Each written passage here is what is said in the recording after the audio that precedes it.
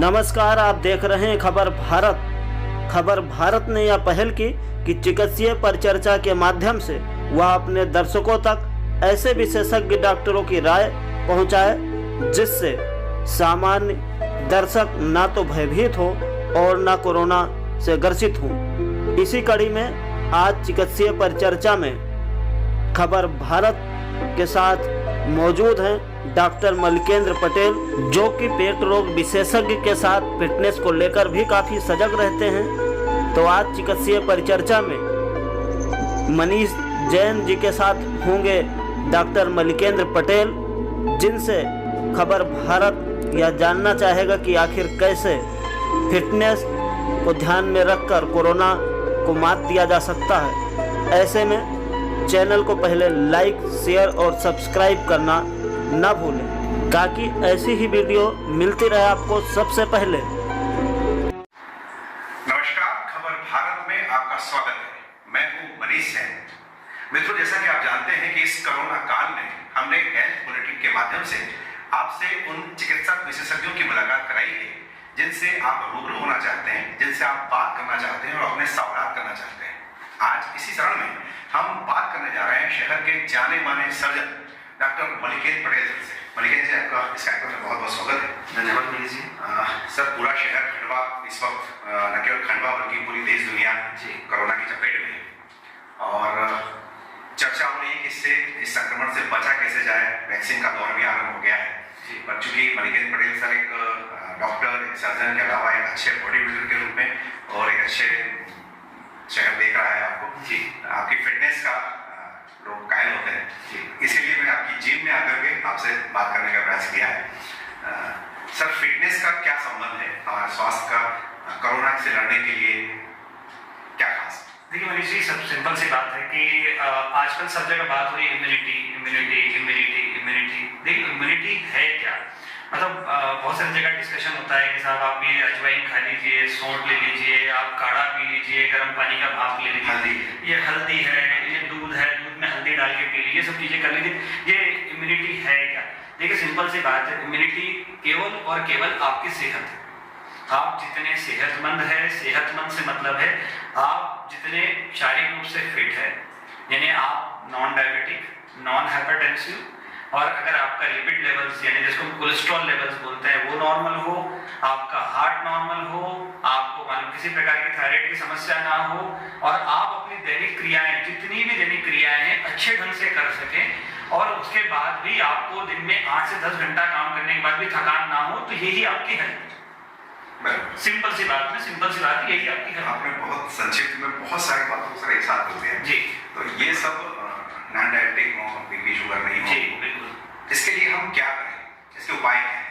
देखिए सिंपल सा उपाय है कि आप सिंपल सी बात समझिए, डायबिटिक हम कब होते हैं या हम हाइपरटेंसिव कब होते हैं या हम हार्ट की बीमारी से ग्रसित कब होते हैं?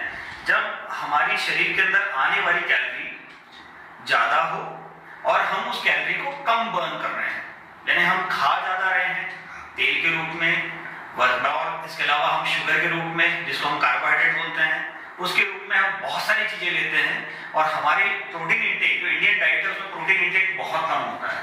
तो ये दो चीजें जब अगर हमारे शरीर में आने वाली कैलोरी इंटेक ज्यादा हो और आउट हम जो कैलोरी इंटेक यानी कैलोरी बर्निंग जिसको कहते हैं, आउटपुट जिसको कहते हैं, अगर हम कम कर रहे हैं तो ये आपको मालूम है सभी प्रकार की बीमारियों से ग्रसित करेगा।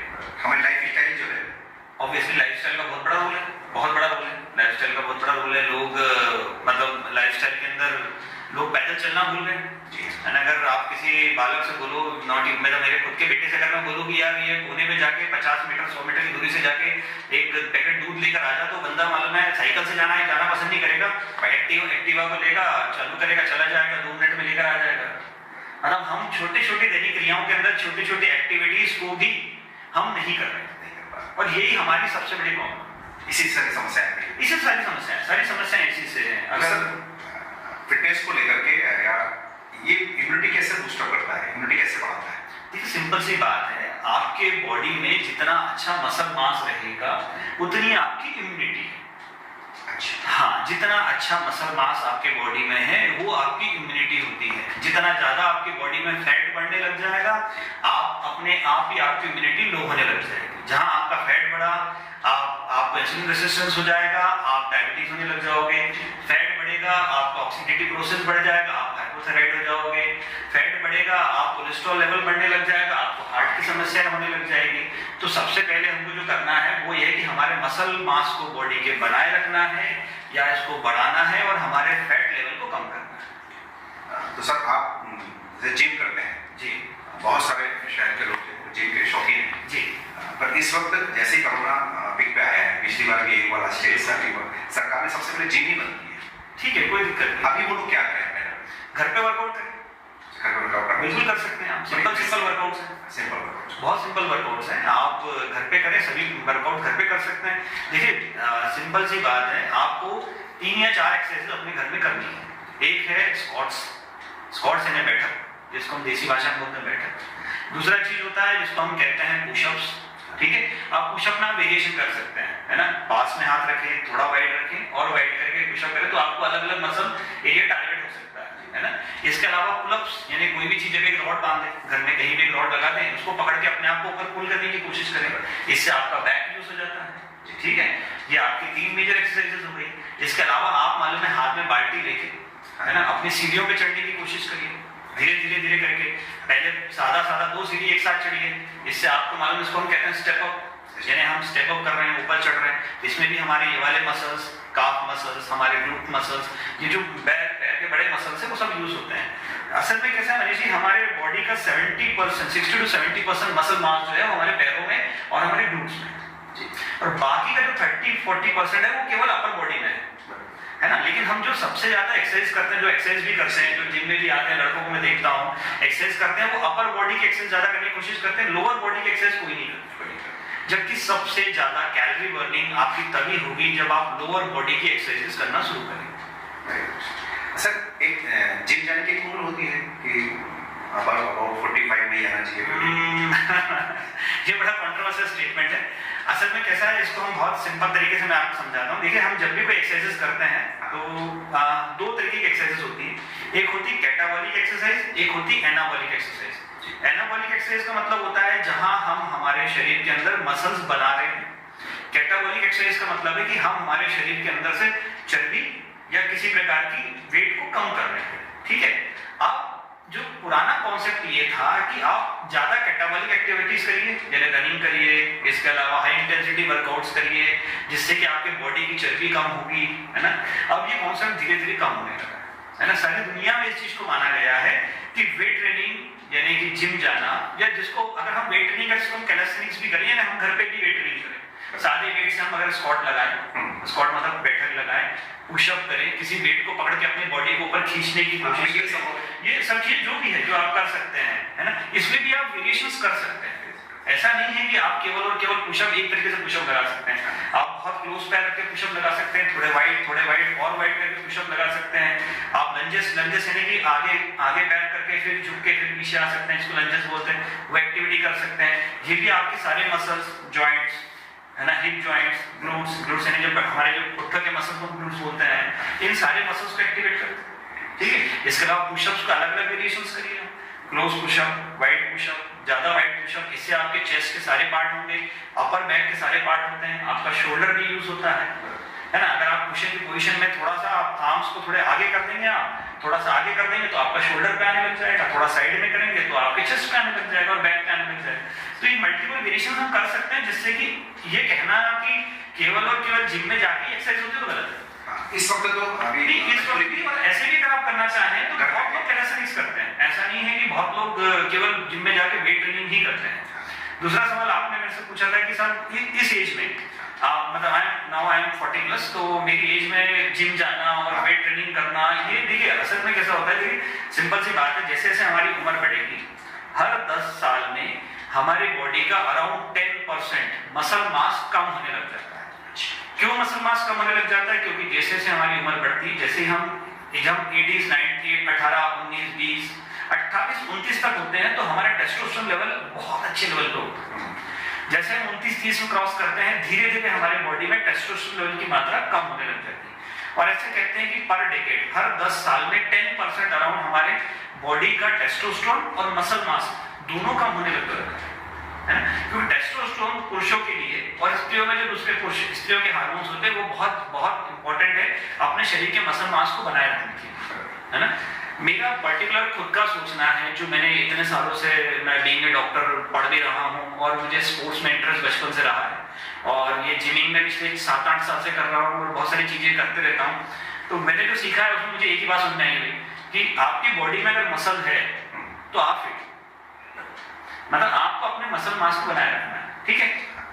अब क्या है कि अगर मैं रनिंग करूंगा तो मेरे बॉडी में क्या होगा, कैटाबॉलिक एक्टिविटी चालू हो जाएगी, मेरे पैर के मसल भी लॉस होने लग जाएंगे, चर्बी के साथ में फैट तो लॉस होगा लेकिन मेरे मसल लॉस भी होने लग जाएंगे। मैं सर इसी से क्या रहा था कि ये तो जिम वाला पार्ट जी जो कर सकते हैं वही कर सकते हैं।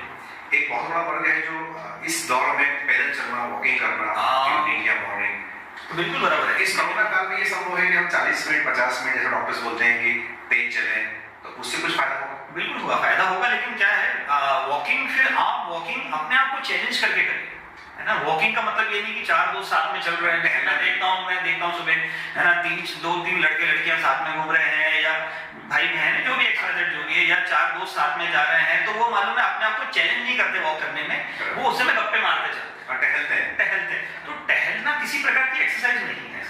अभी मैंने बीच में एक फेसबुक पे एक छोटा सा वीडियो बना के डाला था, उसमें लिखा था कि वॉकिंग जैसी बकवास कसरत ना करें, तो बहुत से लोगों ने मुझे पर्सनली भी बोला कि डॉक्टर वॉकिंग बकवास कैसे हो गया। मैंने यार वॉकिंग में जब आपकी कैलोरी बर्निंग नहीं हो रही है, आपका हार्ट रेट 120 से ऊपर नहीं जा रहा है, तो आप कैसे कह सकते हैं कि ये अच्छी एक्सरसाइज है। तो क्या सही पैरामीटर क्या होगा? सही पैरामीटर है ब्रिस्क वॉक। ब्रिस्क वॉक मतलब कि आपकी गति, जो हाथ की गति है वो 120-130 तक जाना चाहिए, है ना, तभी आपकी कैलोरी बर्निंग शुरू होगी। कैलोरी बर्निंग होना बहुत जरूरी है, बहुत इंपॉर्टेंट है, तभी तो आपको फिटनेस आएगी। बिना कैलोरी बर्निंग के, मैंने क्या बोला, देखिए सिंपल सी बात है, आप कैलोरी इंटेक बढ़ा रहे हो, आप जो भी मन में आया, अभी हम अगर 1 साल की बात करें तो हमने मालूम है जितना घर में चाइनीज खाया है, जितना हमने पास्ता खाया है, जितना हमने चीज खाया है, जितना हमने भर भर के खाया है, लेकिन क्या हमने उसको उतना जलाया है? बिल्कुल नहीं जलाया है ना।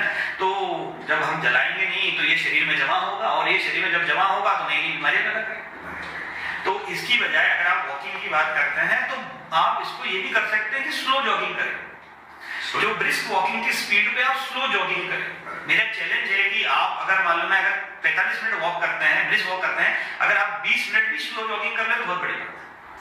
हाँ, फायदा मिल जाएगा, उससे बहुत फायदा मिलेगा, क्योंकि क्या होता है जब हम वॉक करते हैं तो हमारी बॉडी उतनी हमारे बेसिकली क्या होता है, जब भी हम वॉकिंग करते हैं तो हमारे नी में रिसेप्टर्स होते हैं, ये नी के जो घुटने के रिसेप्टर्स होते हैं, ये सेंसेशन भेजते हैं हार्ट में और लंग्स में कि हमारा शरीर अब दौड़ने लगेगा या चलने लगेगा, है ना। तो हमारे हार्ट की और हमारे जो फेफड़ों की गति जो है सांस लेने की बढ़ती है, और हमारे हार्ट की गति बढ़ती है कि अब मुझे सर्कुलेशन करके ब्लड हमारे बॉडी में ज्यादा पहुंचाना पड़ेगा, है ना। लेकिन जब हम पैदल चल रहे हैं तो हमारी बॉडी समझ जाती है कि यार ये आदमी इससे ज्यादा नहीं चलेगा, कंफर्ट जोन में ही चलेगा, तो उससे ज्यादा नहीं। लेकिन जब हम स्लो जॉगिंग भी करेंगे, अगर हम स्लो जॉगिंग कर रहे हैं, बिल्कुल धीरे धीरे जॉगिंग, उसी स्पीड पर जॉगिंग करें जिस स्पीड पर चले, तो आपके घुटनों का मूवमेंट बढ़ेगा, तो आपके घुटने के ज्यादा फ्लेक्शन होगा, तो आपके मालूम है हार्ट की गति और आपके फेफड़ों की गति, यानी जो सांस की गति बढ़ेगी, जिससे कि आपकी कैलोरी बर्निंग बढ़ेगी। अच्छा, ये भी देखने में आया कि अभी 2-4-6 हफ्ते या महीने पर एक्सरसाइज करने से कुछ नहीं होता। ऑब्वियसली बिल्कुल नहीं होता, ये तो लंबे समय से बीमारी बन गई है।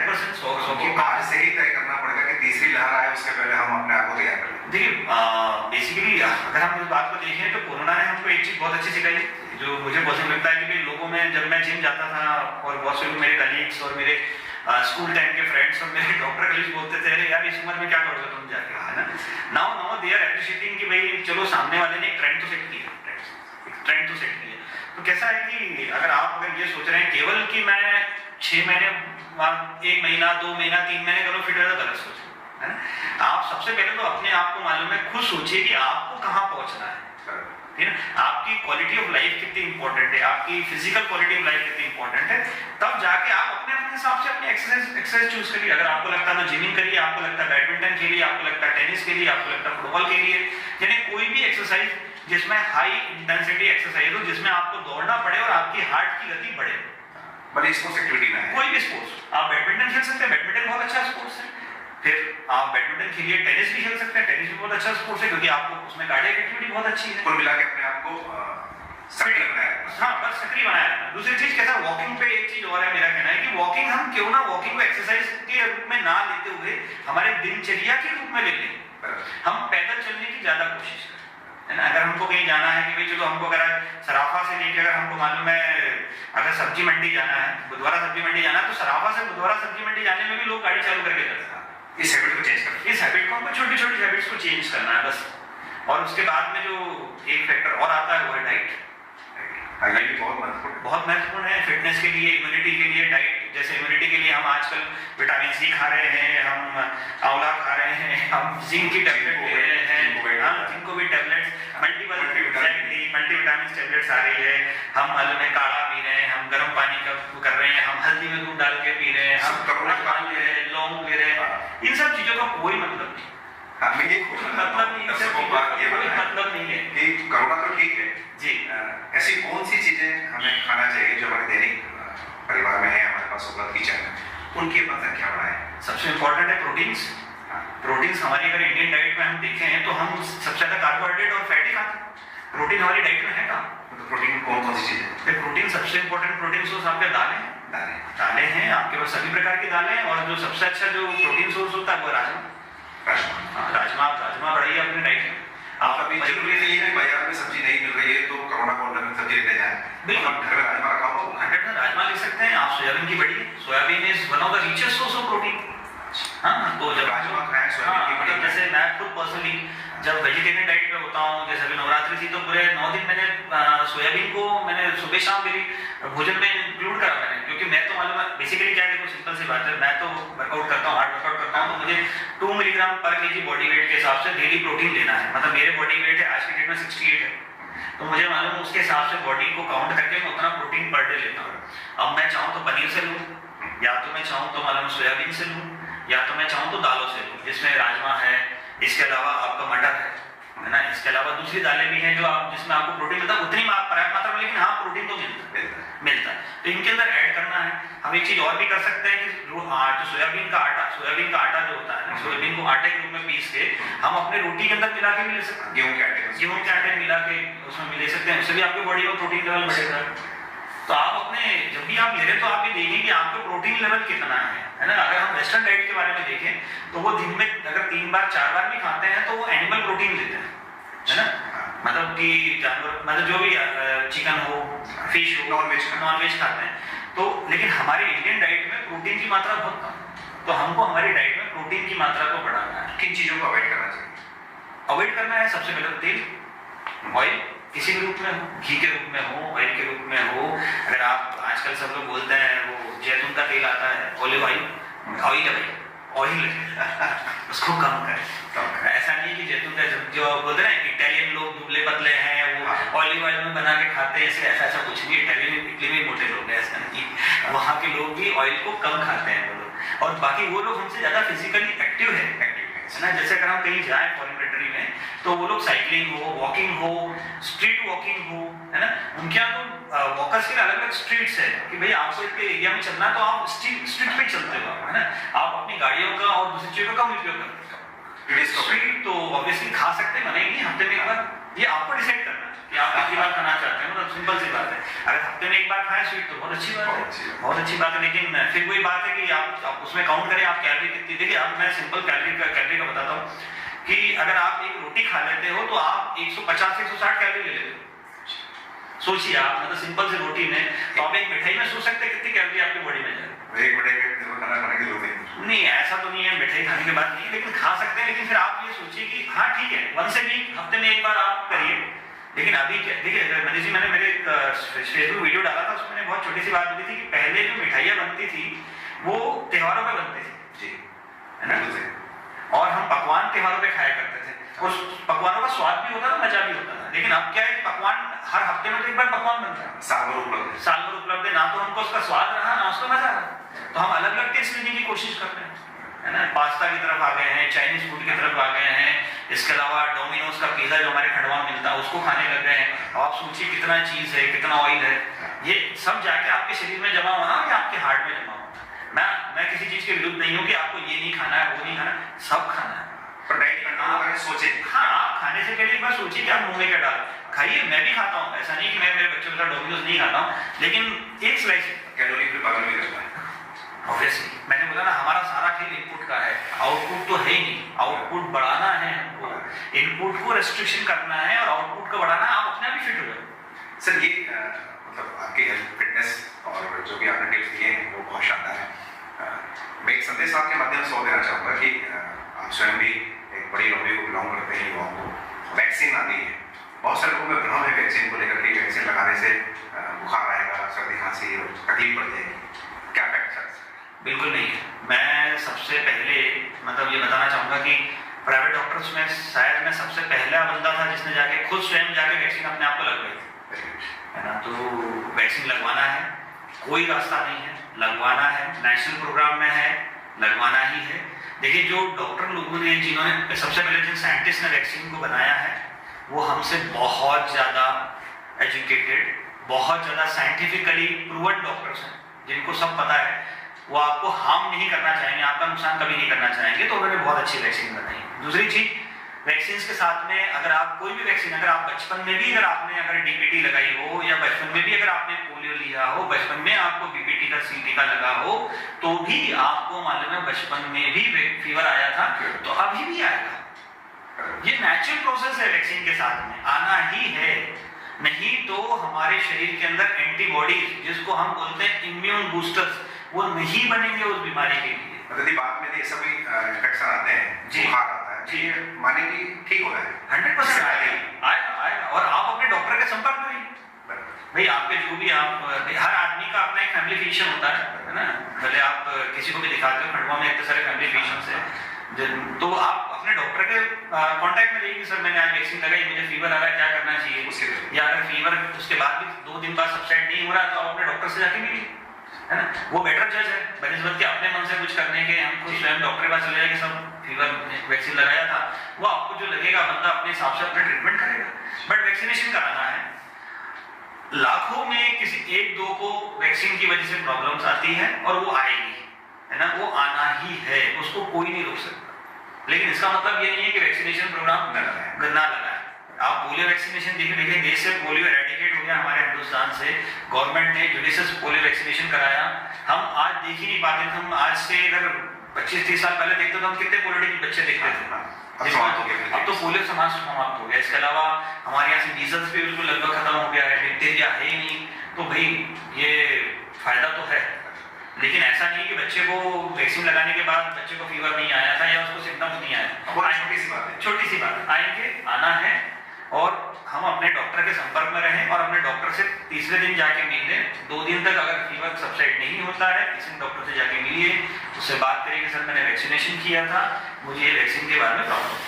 सर ये सारी हमारी मुलाकात में और मेरी चर्चा में जी मैं चाहूंगा कि युवाओं के लिए एक संदेश डॉक्टर मणिकेंद्र पटेल का संक्षेप में क्यों।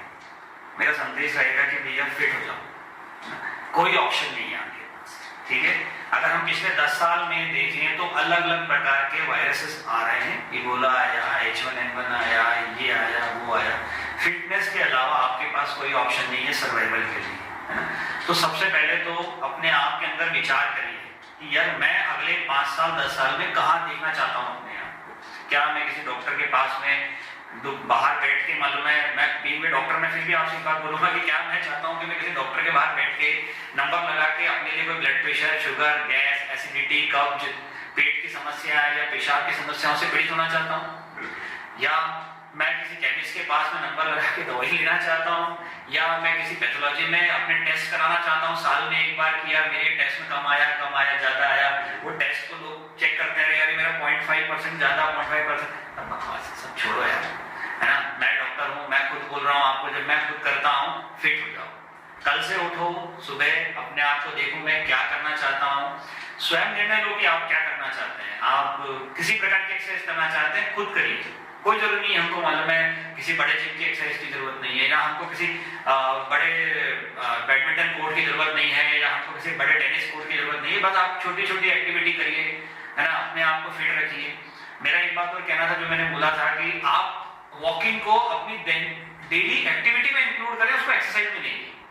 एक्सरसाइज अलग चीज है, एक्सरसाइज करिए आप, है ना, पुशअप लगाइए, स्क्वाट लगाइए, रनिंग करिए, स्लो जॉगिंग करिए, जो भी आप करना चाहें करिए, लेकिन वॉकिंग को अपनी दैनिक दिनचर्या के अंदर उसको जोड़ें as a daily activity, not as a sports.